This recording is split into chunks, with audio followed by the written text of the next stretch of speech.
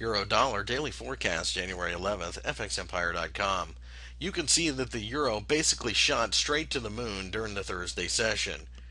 We had talked about this yesterday, that we were coming up on a trend line and the 50-day exponential moving average.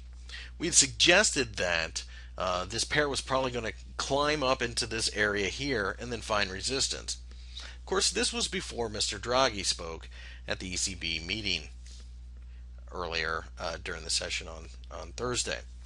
Mr. Draghi evidently has no access to the internet, nor has he heard of the Federal Reserve, because he had made the statement that he didn't believe that any of the G20 countries were going to break their commitments and devalue their currencies. Remember, they averted what they thought was going to be a currency war.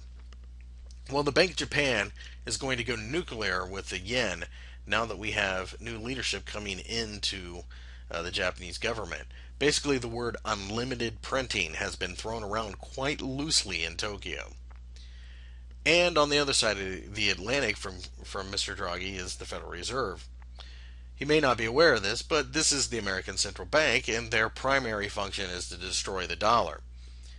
Having said that, he evidently didn't hear that recently we've had statements coming out of the Fed that while it is true the last minutes were a little bit more hawkish than people expected, we're still a long way away from tightening of the monetary supply, as they have just announced that they wanted specific unemployment figures to be reached before they could even begin to dry up the liquidity.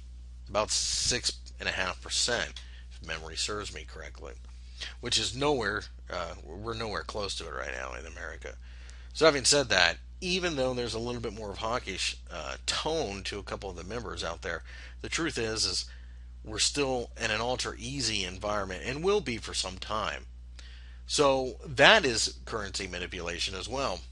Mr. Draghi doesn't seem to think so, and by sticking his head in the sand, he has essentially given the green light for currency traders to start betting up the euro, and that's what you saw today, or at the very least, short covering. Now the question is going to be whether or not we can break above 133. We would want to see a daily close above that number. It is a pretty significant resistance area.